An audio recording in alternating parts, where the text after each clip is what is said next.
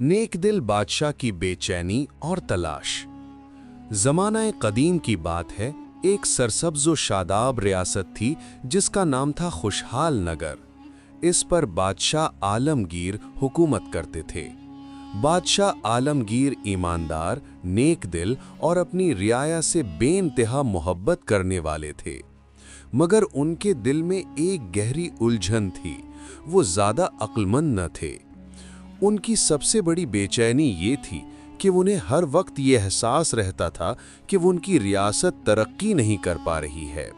मुल्क की दौलत बढ़ रही थी लेकिन अमल और अक्ल की कमी थी। उनके दरबारी, मुशीर, वजीर और ख़ास लोग सिर्फ खुशामद में माहिर थे।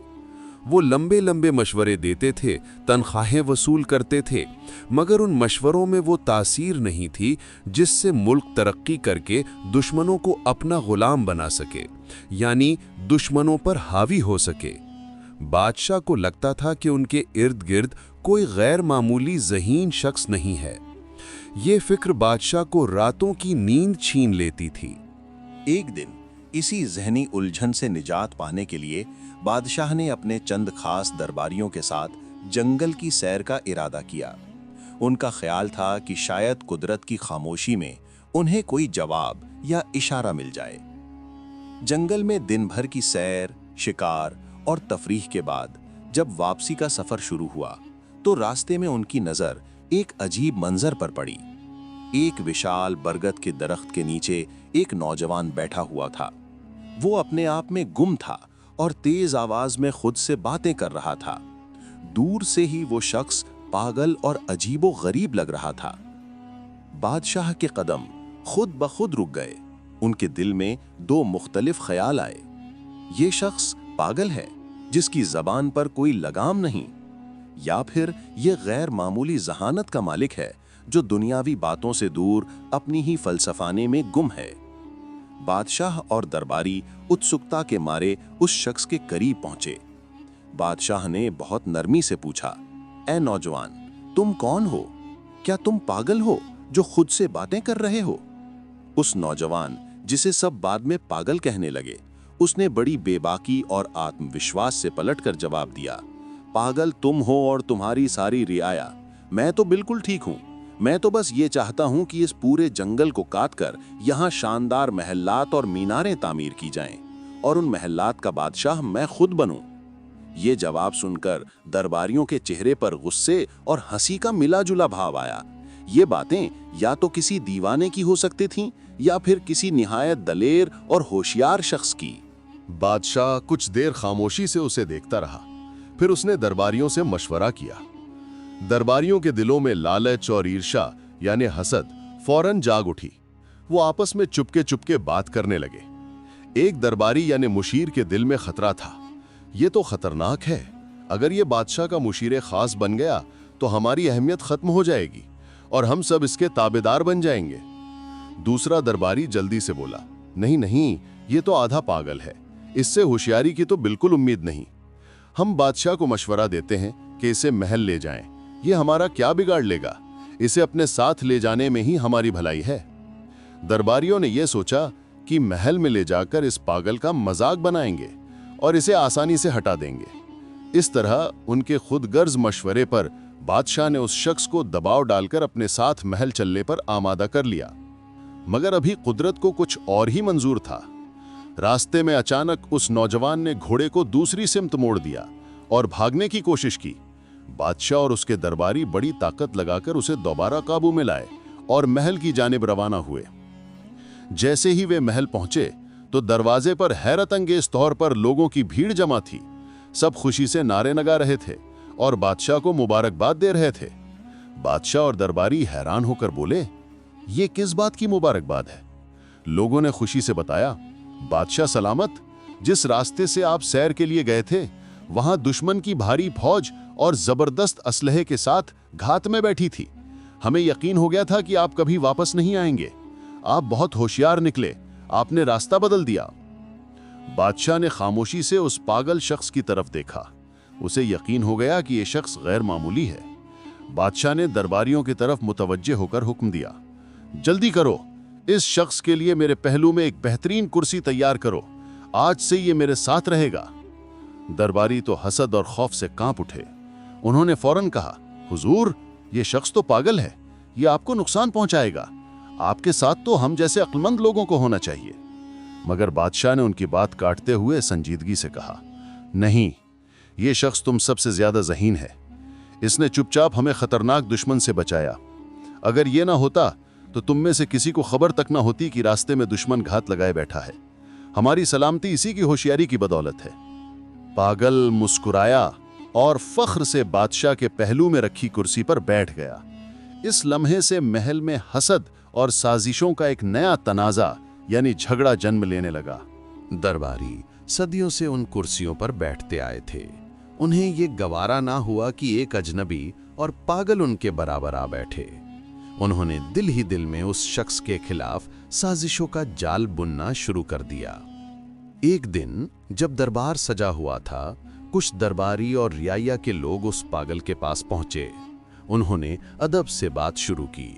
भाई साहब, आपको हमारे बादशाह के उसूलों और दरबारी आदाब का अंदाजा नहीं है।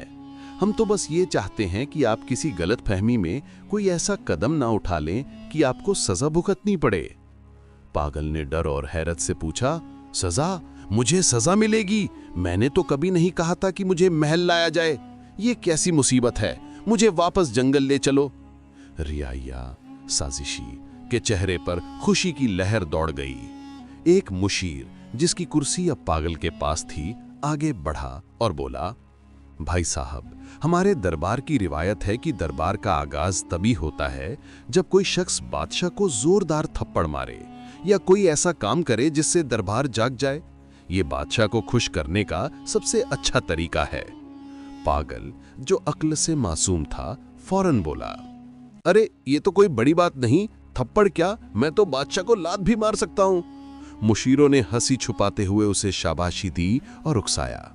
जब बादशाह तख्त पर बैठे तो तुम जाकर उसकी गर्दन पर जोरदार थप्पड़ रसीद कर देना। देखना, वो इतना खुश होगा कि तुम्हें ढेर सारे इनामात से नवाजेगा। अगले दिन जब बादशाह तख्त पर विराजमान हुए तो पागल निहायत सादगी से आगे बढ़ा और एक जोरदार थप्पड़ बादशाह की गर्दन पर मारा। थप्पड़ की ताकत से ताज दूर जा गिरा, लेकिन जैसे ही ताज जमीन से टकराया, उसके नीचे से एक खतरनाक बिच्छू निकल आया। बादशाह फौरन चौंक कर खड़ा हुआ। उसे समझते देर ना लगी कि अगर ताज सर पर रहता तो बिच्छू उसे काट लेता। बादशाह ने शुक्रगुजारी से भरकर पागल को सीने से लगा लिया।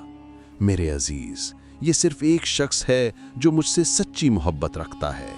अगर ये मुझे थप्पड़ ना मारता तो आज शायद मेरा आखिरी दिन होता। पागल के लिए शानदार दावत का एहतमाम किया गया और उसे खूबसूरत महल इनाम में दिया गया। हसद से जले हुए दरबारी अब खौफ में थे कि ये पागल उनकी सभी कुर्सियों का वारिस बन जाएगा। मुशीरों ने आपस में सरगोशियां की।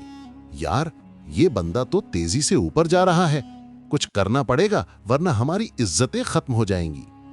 पागल दिल ही दिल में सोच रहा था, ये रियाया तो वाकई बड़े सच्चे और हमदर्द लोग हैं। कितना जबरदस्त मशवरा दिया था। अब से जो भी ये लोग कहेंगे वही मानूंगा। अगले दिन दरबारी फिर उसके महल पहुंचे। चेहरों पर बनावटी मुस्कुराहट थी, मगर दिल हसद की आग में तप रहे थे।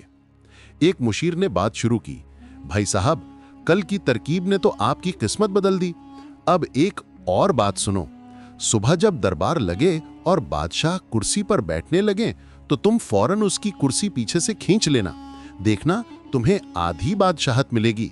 ये काम आसान नहीं, लेकिन तुम तो बहादुर हो। पागल जल्दी से बोला, एक क्या, मैं तो 2 कुर्सियां भी खींच सकता हूं। अगले दिन दरबार में वही हुआ। जैसे ही बादशाह तख्त पर बैठने लगे, पागल ने झट से कुर्सी पीछे खींच ली, मगर बादशाह ने गिरने से पहले संभल कर खुद को खड़ा कर लिया। जब उसने पीछे मुड़कर देखा तो हैरान रह गया। कुर्सी का एक पाया यानी पैर अंदर से टूटा हुआ था। बादशाह ने पागल की तरफ देखा, उसे गले लगाया और बुलंद आवाज में कहा, देखो, यह शख्स कितना होशियार और वफादार है। अगर यह ना होता तो मैं कुर्सी समेत जमीन पर गिरकर जख्मी हो जाता। इसने मेरे तख्त की कमजोरी को भी देख लिया। बादशाह ने उसे तमगाए इम्तियाज देकर अपनी फौज का जनरल बना दिया। अब वो सिपाही से सिपह सालार बन चुका था। दरबारी सर पकड़ कर रह गए। उनकी हर साजिश पागल की इज्जत में इजाफा करती जा रही थी। अब मुशीरों को लगा कि मामला हाथ से निकल चुका है।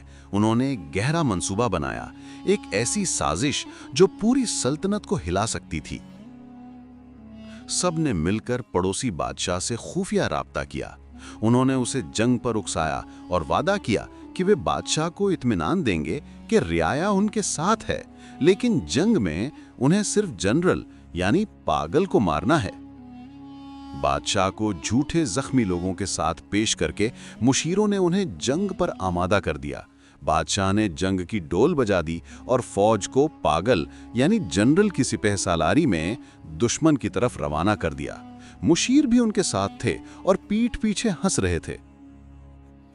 जब फौज दुश्मन की सरहद पर पहुंची तो पागल ने हुक्म दिया, सब रुक जाओ, सबसे पहले मैं दुश्मन बादशाह से खुद लड़ूंगा। पागल जंगल के बीचों बीच खड़ा हुआ और ललकारा, ए बादशाह बाहर आ। दुश्मन बादशाह बाहर आया और दोनों आमने सामने खड़े थे। तभी अचानक झाड़ियों से एक खूनख्वार शेर निकला और सीधे दुश्मन बादशाह पर हमला कर दिया। पागल जो दिल से नेक था और किसी से जाती दुश्मनी नहीं रखता था, फौरन आगे बढ़ा और शेर से लड़ने लगा। एक सख्त जंग के बाद उसने शेर को मार गिराया और दुश्मन बादशाह को जख्मी हालत में उठाकर लाया। दुश्मन बादशाह खून से लथपथ था मगर जिंदा बच गया। उसने अपनी फौज को हुक्म दिया, नहीं, लड़ाई नहीं होगी, मैं उस कमांडर यानी पागल को माफ करता हूं, उसने मेरी जान बचाई है। ये निहायत बहादुर और होशियार शख्स है। हम जंग नहीं चाहते। हाँ, जो रियाया इसके साथ आए हैं, जिन्होंने हमें धोखा दिया, उन्हें गिरफ्तार करके कैद में डाल दो। ये सुनकर पागल ने फौरन तलवार निकाली और गरज कर बोला, खबरदार, अगर किसी एक मुशीर को हाथ लगाया तो। दुश्मन बादशाह ने उसकी वफादारी देखकर दिल ही दिल में कहा, क्या कमाल का बंदा है, दुश्मनों को बचाता है और खुद को भूल जाता है। पागल का चर्चा पूरी रियासत और पड़ोसी रियासत में होने लगा। उसकी बहादुरी और सच्चाई ने सबके दिल जीत लिए, यहाँ तक कि बादशाह ने उसे अपनी बेटी के निकाह में दे दिया। इस तरह दोनों रियासतें दोस्ती में बदल गईं और पागल एक ताकतवर शहजादा बन गया। रियासती ने आखिरी बार साजिश रचने का फैसला किया। उन्होंने कहा, अगर इस पागल को ना रोका तो कल हम सब उसके गुलाम बन जाएंगे, इसे खत्म करना जरूरी है। लेकिन तभी उन मुशीरों में से एक बूढ़ा, तजुर्बाकार और दिल का नरम मुशीर उठा। उसने बड़ी संजीदगी से बात की, दोस्तों मेरी बात गौर से सुनो। दुनिया में हर शख्स को अल्लाह ने एक खास मुकाम, हैसियत और सिफत दी है। जिसे अल्लाह इज्जत देता है, दुनिया की कोई ताकत वो इज्जत छीन नहीं सकती। तुम इसे मार भी दोगे तो इसकी इज्जत और बढ़ जाएगी। तुम सब धोखे में हो कि इसके मरने से तुम्हें तुम्हारी खोई हुई कुर्सी वापस मिल जाएगी। अल्लाह की रजा पर रजा हो जाओ। उसने आखिर में नरमी से कहा, वो बज़ाहिर पागल है, लेकिन अल्लाह ने उसे एक नायाब सिफत दी है। किस्मत अगर पूरी रियासत भी उसके खिलाफ हो जाए तो वो अकेला ही जीत जाएगा। इसलिए इससे उलझने के बजाय खुद सच्चाई इख्तियार करो। सारे मुशीर हसद और लालच पर तौबा करके खामोश हो गए। कुछ वक्त बाद पागल वफात हुआ और रियासतें मुशीर वापस अपने रुतबे पर फायज हुए, मगर उन्होंने हसद और साजिशों से तौबा कर ली थी। ये कहानी इस बात का पुख्ता यकीन दिलाती है कि किस्मत और अल्लाह का करम सच्चाई के साथ मिलकर हर साजिश और हसद को नाकाम कर देते हैं। मेहनत और सच्चाई इख्तियार करो, इज्जत तुम्हें भी मिलेगी। अगर आपको ये कहानी पसंद आई हो तो लाइक करें और कमेंट में अपनी राय जरूर दें। मजीद ऐसी दिलचस्प व सबक आमूज कहानियों के लिए हमारे चैनल को सब्सक्राइब करके घंटी को दबाना न भूलें। आपकी हिमायत का शुक्रिया।